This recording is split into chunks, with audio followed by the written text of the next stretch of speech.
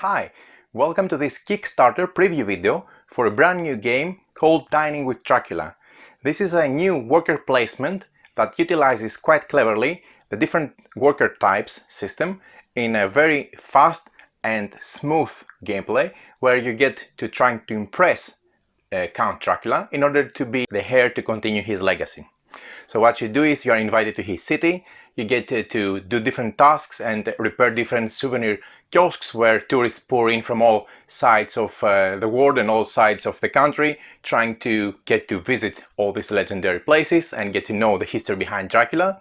But what you are actually trying to do is you're trying to lure more people so that the business and the industry that Dracula has built for himself, providing him lots and lots of wealth and lots of also fresh blood coming in from the tourists, will keep going on. So he got lazy, his empire started crumbling, and what you're trying to do is trying to be the new modern Dracula as soon as you have convinced him after 4 dinners that you are the correct person to do so. So, coming back to the game, core mechanics. Smooth and easy worker placement. Some cool ideas about using combos of workers so that you can extrapolate the amount of action and bonuses that you can gain from different spots by using tourists as a bump worker placement in a way. Also, the ability to combine all those together efficiently so that you gain your entrance in the dinner every round. You play 4 rounds. At the end of each round, you're going to try to convert all these favor tokens to victory points, because it doesn't matter how much the Dracula likes you if you don't convince him that you are the one, so that you convert them to victory points. And in order to sit at the dining table with him each night, each of the 4 rounds of the game, you have to pay an entrance fee. So all of this you have to take under consideration with a minimum amount of rules, but with a lot of depth, fun, and actually quite smooth gameplay, so you get to go through 4 different rounds and do the best in order to gather the most victory points in order to be the new Count Dracula. So join me at the table. I'm going to show you the simple mechanics and the way the game works, and then you get an idea of the gameplay yourself, and I'll come back at the end of this video for a quick opinion.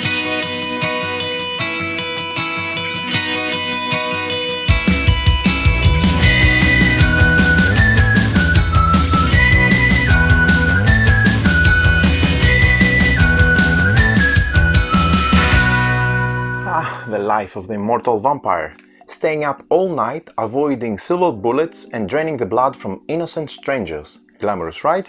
Well, it is, unless you have been doing it for centuries on the end. Tired of the post-luxury of the vampire lifestyle, good old Count Dracula has spent the last few decades building up a bustling tourism business that provides a steady stream of income and, of course, fresh blood.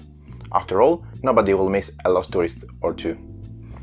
However, the easy money and meals have made Dracula lazy, and much of his empire has fallen into disarray. Tired and old, he has now decided that the time has come for change.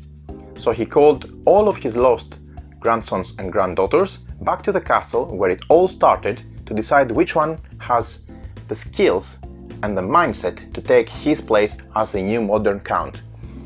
If you are the heir he's searching for, you'll inherit not only his domain, but also the infamous name of Dracula. Will you prove your merit and earn your rightful place as the continuator of his Dracula's empire, or will you end up with little more than just a bite on your hand?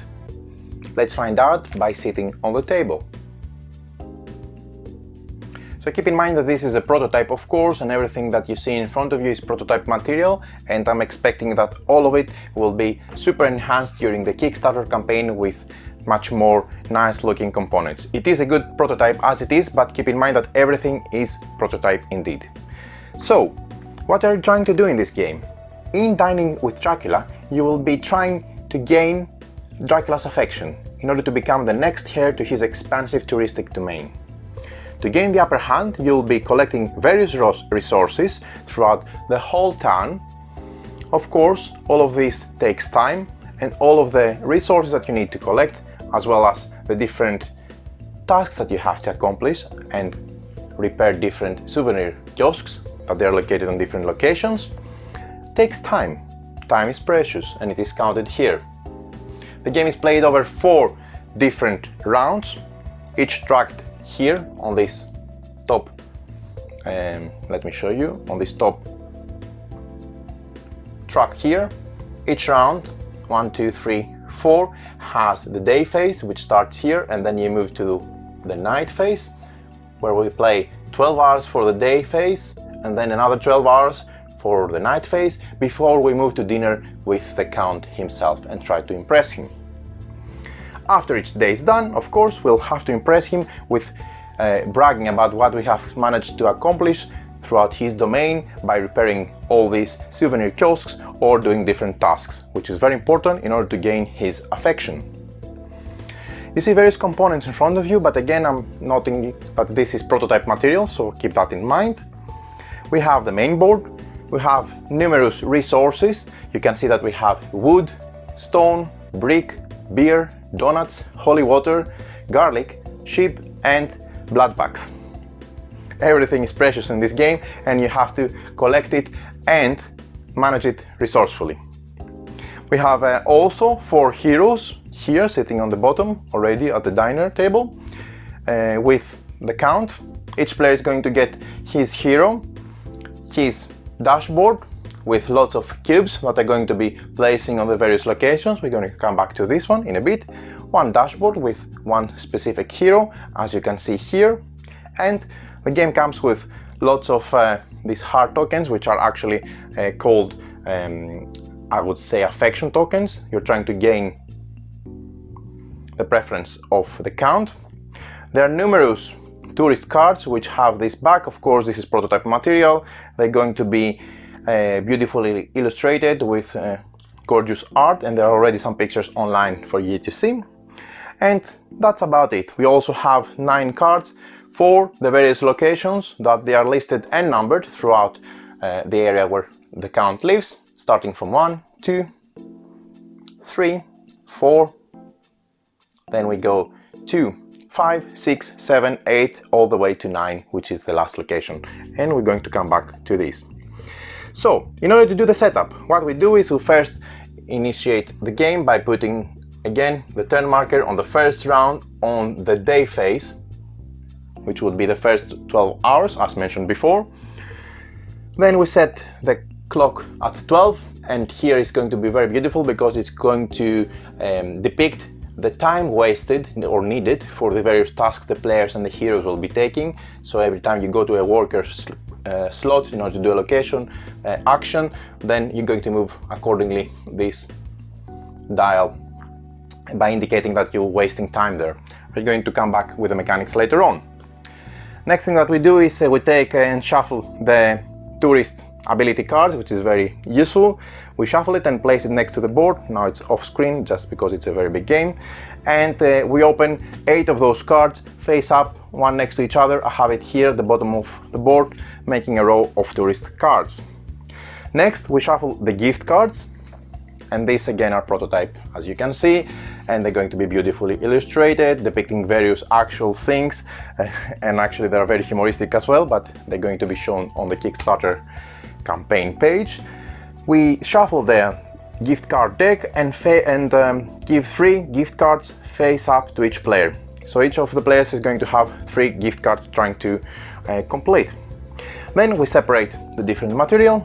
As I mentioned, we have wood, stone, brick, beer, donut, holy water, garlic, sheep, and blood bag. And we give each player one dashboard with the respective hero meeple. They're going to put their first cube over there on the 0 victory point slot, starting to count your victory points, going all the way down, and then continuing from here if you go above 30 victory points. Sorry for moving this up and down, it's just that it's a very big board. What we do next is we place all these 8 meeples, which are tourists coming to visit the Count Dracula location and to see the castle and the area where he lived and triumphed. So all these are considered tourists visiting the location. We take those and we put them on the bus. The bus is not included in this prototype, but I'm curious to see what they're going to do with the production in regards to the bus. It's going to be some kind of big token, some mini, I don't know. I'm just curious. Let's find out. So we take those 8 neutral tourist meeples and put them on the bus itself. We shuffle the bus location cards and we place the deck face down near the board. Again, the bus location is, as I mentioned here, these different cards which depict the area, and each of those are numbered. For example, this one is this location here, or that one is the church over there, and so on. We shuffle this deck and we put it again next to the table. Now we draw 5 location cards from this deck, one after the other. So let me do it with you now. And what we're doing is we're taking the whole bus and moving it to this location. So the first one is going to be the number 9. So the bus carrying all these tourists, imagine they're sitting on the bus, go and visit location number 9, and we're going to put one of those tourists on this location. Before moving to details, let me show you that each location has a resource spot, or maybe 2, like for example this one has 1 and 1 too, and below there are the different souvenir kiosks where they need to be repaired in order to make the area bloom again. What we're going to do is we're going to take and place the tourist in the first leftmost available location for the resource. Here it's only 1, so we put it there. Then we draw another one, it's going to be 8.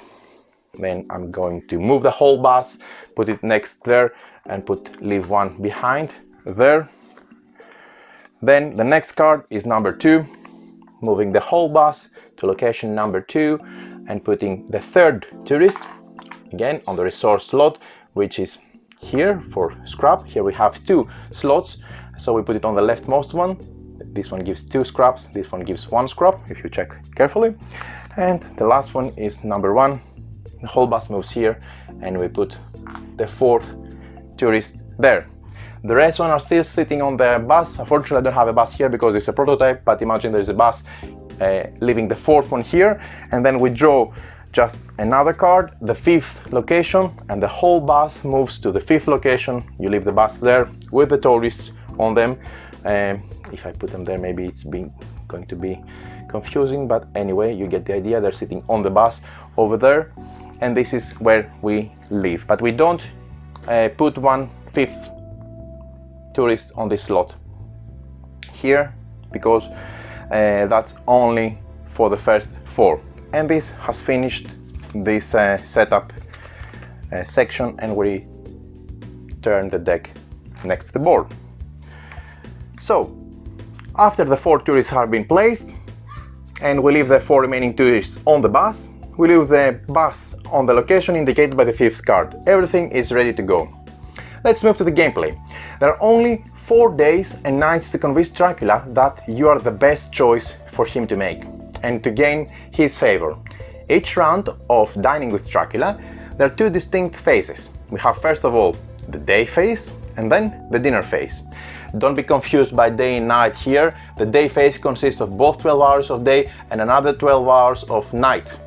And then we move to the dining phase, which happens later on. Okay? And this is indicated here. We start with the first 12 hours and put it over the day section. On top of the board, the track is a prototype. It's going to have a sun and a moon to indicate these different sections as well. Now, during the day phase, you will place your hero meeple. That it's going to be, I think, a mini, if I'm not mistaken. Looking forward to see what's going to go down production-wise in the campaign. You're going to take your hero meeple and place it on a location space to perform an action. Depending on where your hero is placed, you may also activate a tourist for a second action. Each of these actions has a specific time cost that is taken from the communal tower clock located over there. And this is a beautiful part of the mechanics of the game. This is used by all players during each round. Once all 24 hours of day phase have been used, the play moves to the dinner phase and we move to the bottom of the board with the Dracula sitting at the table. In the dinner phase, you will pay bribes to join Dracula at the dinner table and allow yourself to be entering his dining room, and you're going to be trying to convert the favor tokens, which are those beautiful tokens, and I'm going to be beautiful also in the production copy of the game, I'm sure, into pure victory points and gain victory points on the victory point track in order to win the game. So, very simple game, 4 rounds. Each of the round has the action phase, which is the day phase, 24 hours for the day, and then we move to the dinner phase for each of those 4 rounds. Let's go and see a bit more about the day phase. It may look like a sleepy town, but when the tourists arrive, this little hamlet truly comes to life. Starting with a player who has the first player token and moving clockwise, each player will take a turn by placing their hero meeple on a location space, paying the necessary time cost from the communal clock tower, as well as any indicated resource cost, if, for example, this is a kiosk for us to repair, because if it is just resources to get, we're not paying anything, and then perform the action listed. A location has two different types of action spaces. The available action spaces are collect resources. For example, let's focus here on the church. Its location, number 4, for example, or can be this one, the scrapyard, number 2, or the garlic farm, number 6. Let's focus here on the church, number 4, has one slot where it produces one resource, or maybe has two slots like this one, where we cut wood, we have two resources. Here there's only one, so it has the resource where you're going to put, if you put here your hero, you are going to spend the time and collect the resource listed, in this case holy water. If you choose to go on the spots below, this is to repair a souvenir stand, which requires 2 hours cost. So all the circular spots here which award resources to the players are taking 1 hour from our communal time. So if I come here, I'm going to take one of those holy water tokens for my personal supply on my dashboard, and then I'm going to move from 12 to 1, and this is one action taken. If, for example, I choose to come to one of those below, which have the heart token, what I'm going to try to do there is I'm going to try to repair a souvenir stand, and this always costs the bottom ones 2 hours on the communal clock tower. For example, when I go to the bottom one, I will gain 1 heart, I will have to put one of my cubes here, and I will have to move my hero here, and I'll have to put to pay 1 brick resource in order to do the leftmost in this souvenir track. I'm going to come back later on. So, paying time cost by moving the clock forward 1 or 2 hours is done before the action is resolved, and any action that would take the clock past the 24 hours may not be completed. For example, if it is, let's say, 11 PM, you cannot take a repair action for a souvenir stand because it would cost 2 hours, and that would go beyond the 24 hours. Also, a hero must move. They may not remain on the same space from the previous round, because the flow of the game is I do one action, then we go to the next player, they go here, for example, they can take one ship and then they move it one, they take one of these tokens, let's say this one, they go here. I'm doing it very simply now just to show you what I'm going here. So I'm going to take the first slot, 2 bricks over here, and then let's say the last player goes here and they get 1 garlic for the dashboard. Okay, then we're going to continue with the blue player again, and Ever is going to move clockwise, taking actions, expending time from the communal clock, and moving forward like that. So, you may not place your hero on the same space as another hero, but you can place it on the same location. So, for example, if this guy here, the blue one, was playing, I cannot go here and take 2 bricks, but I can go to the same location and the next spot to take 1 brick here, as you can see. So you can be in the same location but not on the same spot as another hero. But you may place your location on the same space as a tourist. For example, I can come from here and go to this spot where the tourist is sitting to take the action. First, I take the action of the hero, so I pay 1 time and I take 2 wood from the resources, that's me, and then I will be able to use the tourist and get more resources. We're going to come back later on with this in a bit. Keep in mind that all location resources spaces give the player 1 or 2 resources, and if there is a certain tourist ability here and the tourist, you'll be able to take also the ability of the tourist and perform additional action that we're going to explain later on. So forget for the moment this tourist, because this will make me be able to activate the tourist after my placement here to do another action by moving it on another location, anywhere I want, another spot, or in the same spot on another location to do another action. And again, like if I had a hero, I'm going to come back to the tourist later on. Keep that in mind for a moment. Let's move to the repair a souvenir stand. So When you go to a location, now let's say it was a red player, you can select not to go for the resources because either it is blocked or you don't care, you want to go to one of those, you want to make a repair for one of the souvenir kiosks. They may, the souvenir stands, they may run down now, but when they are up and running, they will be pulling tourists like nowhere before. There are either 1 locations or 5 location souvenir stands besides next location. What I mean is location 1, for example, 2 and 3, they only have 1 souvenir. You can see here, here and here, and the rest of the locations 4, 5, 6, 7, 8 and 9 have 5 souvenir stands below. Okay? Don't confuse the circular spot for the resource with the souvenirs spots below. In the final production copy, I've seen that these circular souvenir slots have been made square, so they're not confused with this circular resource, and that's a great addition to avoid any confusion. So, when you want to repair a souvenir stand, what you do is you place your hero on the leftmost free available location repair space from left to right. So I'm moving here, which is the first one. The next thing I do is I move the clock 2 hours forward, so from 3 I would go to 5 in this case. Then I take the number of listed favor tokens. In this case it will be 1, so I take 1 favor token because it's 1 heart on the location. And then I place 1 of my cubes on the space to show that I have repaired it. But keep in mind that the first thing I need to do is to pay resources to do that. So first I move the clock tower, then I pay the resources. Here it's going to be 1 wood, so I need to give 1 wood in order to be able to place my guy here.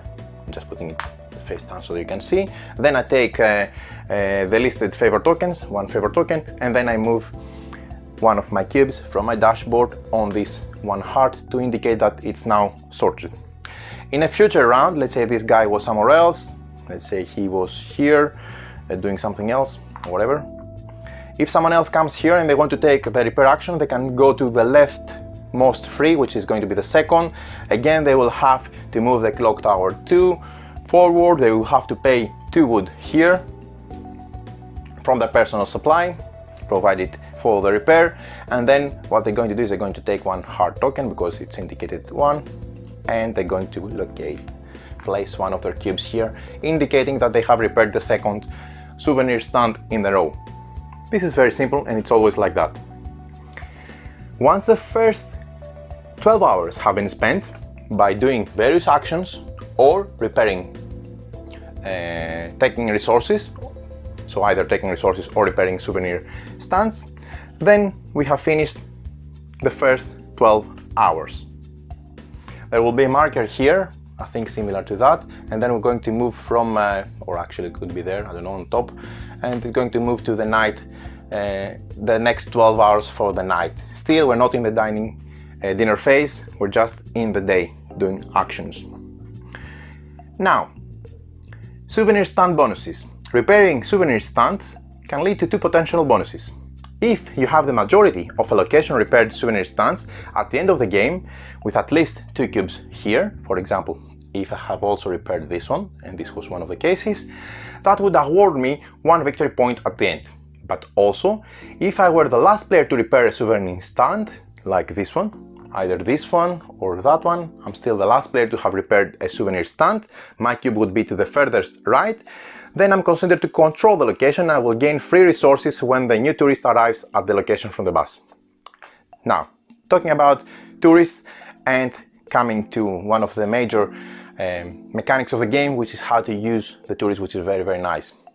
I said that when you go to different resource locations, you take the resource, but you have seen that at the start of the round, we feeded some of the locations of the resources with tourists.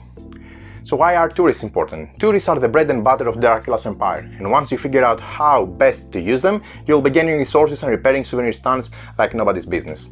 In addition to your hero action, which you always have to do first, when I come here I first do the hero action, so I take 2 wood. I also find here 1 tourist sitting in the location. Keep in mind I can go in a location spot where a tourist is. I cannot go in a location spot where a hero is. So this is valid as I'm showing it here. So if a tourist is on any space at the same location where your hero was placed, the hero's action first performed as normal. You may then perform an additional action by activating the tourist. So, in this case, when I move my hero in one location is consisted of various spots, for example this one and that one and that one. When I move my hero in one of those locations, if there is any tourist on any space at the same location where my hero was placed, then the hero's action is first performed as normal, and then I may move the tourist to any unoccupied space on any location and perform the action there.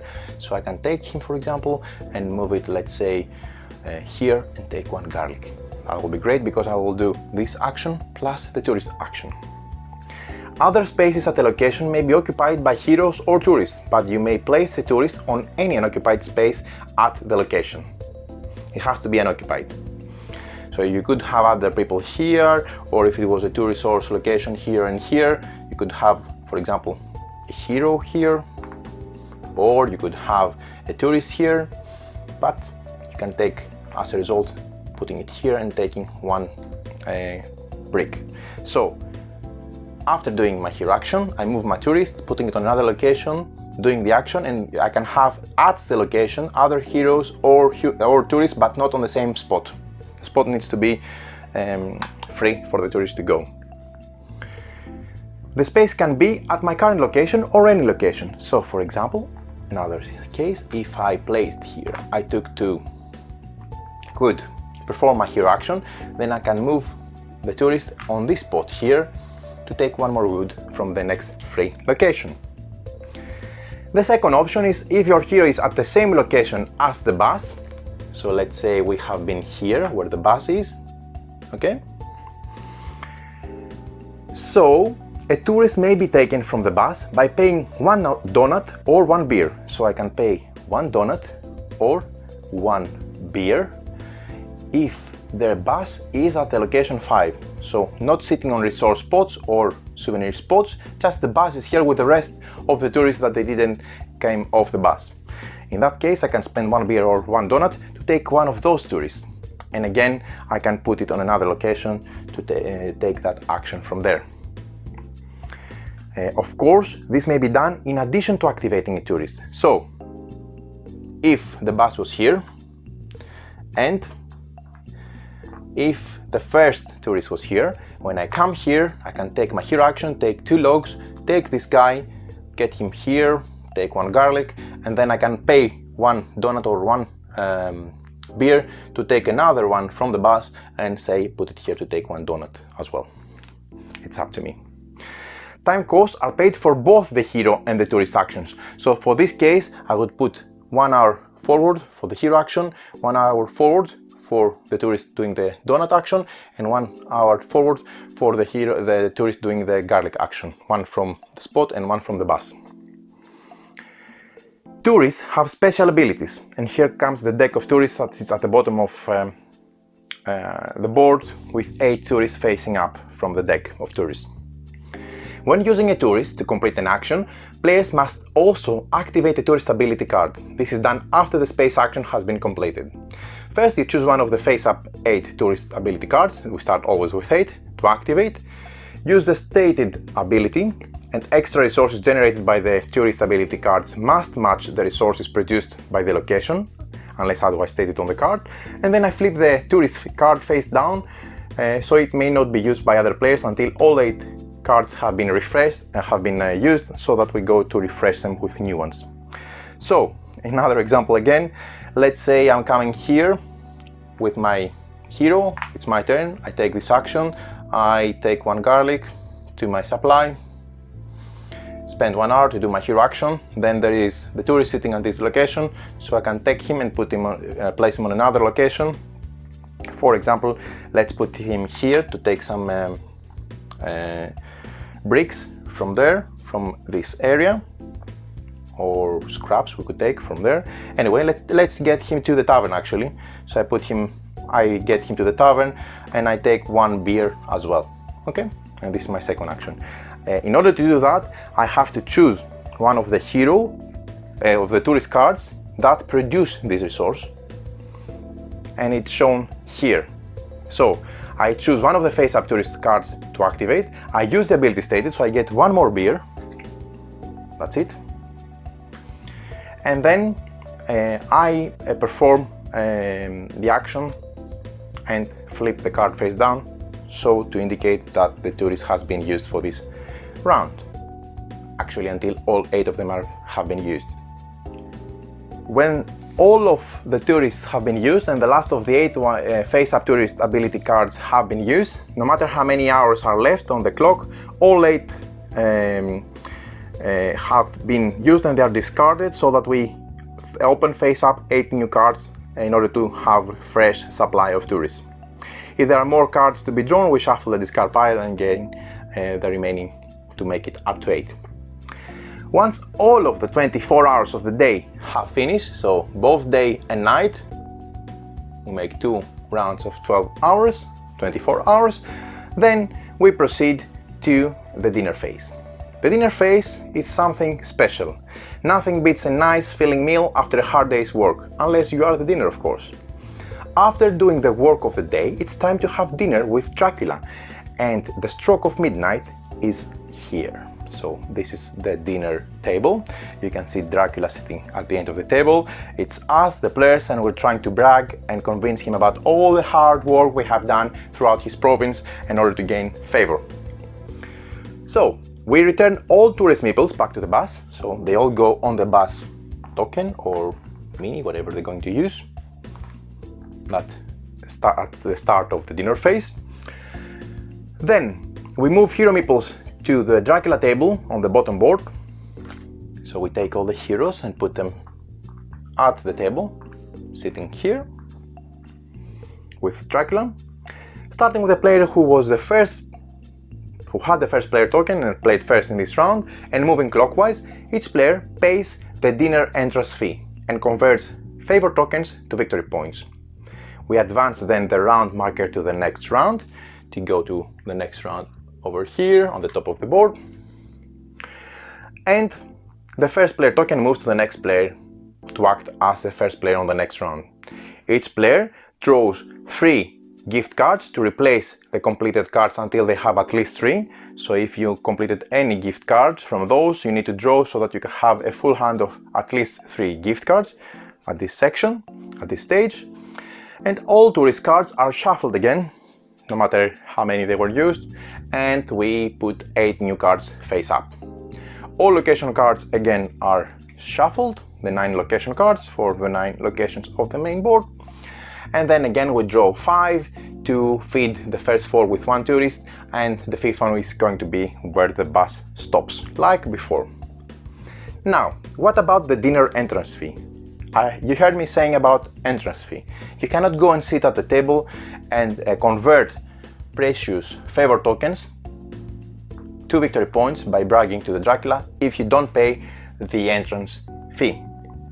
To attend dinner, at least 3 bribes must be paid and can be done in any combination you choose. You can pay a ship, for example, for 1 bribe. You can pay a blood pack for 2 bribes. You can pay a tourist for 3 bribes, or a completed gift card, 1 bribe, tracked on the player board here, and only 1 bribe from your gift track per dinner in order to make up for the 3 total ones you need. If you do not have the bribes needed to pay the dinner entrance, or choose not to do so, you receive a bite from the Dracula. So the Dracula will bite you, and you're going to get one of the bites. Let me show you how this is going to look. Here you're going to have spots for your gifts, completed gifts, but if the Dracula gives you a bite, you're going to have to place one of those here, and it's going to have an impact on the conversion ratio from favor tokens to victory points moving forward. So keep in mind, you don't want to have bites. We're going to come back to bites later on. So you want to be able to pay at least the entrance fee to the dinner, so that you're going to sit with the Dracula. How do you pay? Again, I'm recapping. You need 3 bribes, and for bribes you can pay with any combination of what you want. The combination can be seen here as well. So you can pay either 3 sheep, so 1 bribe each sheep, so with 3 sheep you can enter the dinner, that's fine. Or you can pay with 1 sheep, which counts for 1 bribe, and 1 blood pack, which counts for 2 bribes. 2 plus 1, 3. Again you have 3, again you can sit at the table. Next, if you had 2 blood packs, that's 2 plus 2, 4. You need at least 3, you can go and sit on the table. Or if you take 1 tourist, I'm going to show you how you take tourists from this section, you can pay with 3 bribes altogether by spending 1 tourist altogether. Okay, so if a player has tourists from the bus on their player board, they must use those tourists to pay the dinner entrance fee or lose the tourist at the end of the dinner phase, so you better pay him for a fee. Of course, you can have more than 3 bribes when you're entering the dinner phase, because the more bribes you put, the more favor tokens you're going to be able to convert into victory points, and you want to need to convert those favor tokens to victory points, otherwise you don't score anything. If you have decided to pay the dinner entrance, you may then convert your favor tokens from repaired souvenir stands. Remember, when we repair souvenir stands, we get those those favor tokens to our personal dashboard. Or you can also gain them from gift cards that you have completed. For each bribe paid to enter the dinner table, you may convert either 1 favor token into 1 VP, return the favor token to the supply and move your cube forward on the VP track 1, or 1 gift card into VP. You pay the resources required by the gift card and you move the cube forward on the VP track by the number of points shown on the card. Then you discard the converted card and immediately draw a new gift card. Also, you add the cube to the first open space on your gift track card. Again, it starts from left to right. I put a cube here to indicate that I have given Dracula 1 gift. I can also use cubes from there for future bribes in the future, only 1 per turn. And that's it. So let's make a quick example. Let's say Alice pays 1 tourist from her board, plus 1 blood pack, plus 1 sheep. So she has 3, 4, 5, 6 bribes to enter the dinner with Dracula. She needs at least 3, so she can sit at the table with the Dracula. Now, she has 6 bribes for her to spend. So what she does is she takes 5 of her favor tokens that she has previously collected and converts those to 5 victory points. So let's say she was a green, 1, 2, 3, 4, 5, she moves her victory point track below, and then for the last bribe, the 6, she chooses to complete a gift card. So what she does is she spends the resources needed from her dashboard again, brick, wood, garlic, 1 beer and 1 holy water, and once she does that, she gains another 3 victory points, and then she has spent all 6 bribes by converting them into victory points. Okay, those resources she needs to give them. She needs to take them from their personal supply and give them to the bank in order to be able to convert the 6 bribe into 3 victory points due to the card she had. That's another way to gain more victory points. Up to now she has 8, and that's a good score. So that's the story. That's how the dinner phase happens, followed by each player and converting their bribes that they used to enter the dinner to victory points, either by direct conversion of the favor tokens they possess, 1 by 1, or by completing gift cards. Now, we prepare for the next round. What we do is we advance the round marker to the next round at the top of the board. If all rounds have been completed, then we skip the remaining steps and we go to scoring, which I'm going to come back in a bit. In addition, all tourist cards are shuffled and 8 new cards are dealt face up, as I mentioned before. Then we move the bus, we return all tourists back to the bus, and then we do the same process like before, drawing 5 cards, as I mentioned, feeding the first 4 locations with 1 tourist on the first resource space, and then on the 5th location card we just rest the bus with the remaining tourists on board. What about gift cards? As we mentioned, Dracula loves gifts. He wants to get lots of gifts in order to make himself happy. So you have to use your resources wisely to acquire gift cards that you can donate to Dracula after completing them. Gift cards are individual objectives that you may fulfill to gain victory points. You receive 3 gift cards during setup and you refill any completed gift card immediately after converting them to victory points. You may complete your gift cards for victory points during dinner phase if you have the required resources and have paid the dinner entrance, 3 or more bribes. And completing a gift card counts as 1 bribe from the dinner entrance fee, as I showed during the example. The resources are returned to the supply and then you score the victory points. In addition, for each newly completed gift card, you add 1 cube to the first open spot on the gift track on the bottom of your dashboard. So here, the first one, here the second one, and so on and so forth. For +1 and +2 gift card bonuses, this increases the number of gift cards in your hand. So you see, you get 1 more gift card in your hand. For the continuation here, you can have 4 gift cards instead of 3, and this is very, very important. Also, what you gain is more bonuses following up. Just to show you again as an illustration, so you avoid confusion, if you have placed this cube here, completing a gift, and then another one, completing a second gift, then what you do is you increase your hand limit to having 4 gift cards on your hand for completing them in future rounds instead of 3, and that goes on. We can also get, for example, victory points, etc., which is very, very nice. Something important also to note on the gift cubes that we have here for completed gifts is that you take the bonus every time you place a cube on the award space, and when a new gift card is completed, you fill the first empty space from left to right. And this is very important as well, because when on the other hand you pay with cubes from 1 entrance fee from future rounds to enter the dinner with Dracula, you take the leftmost, okay? And this is important. Okay, good, I think this is very clear now. The last thing is bytes.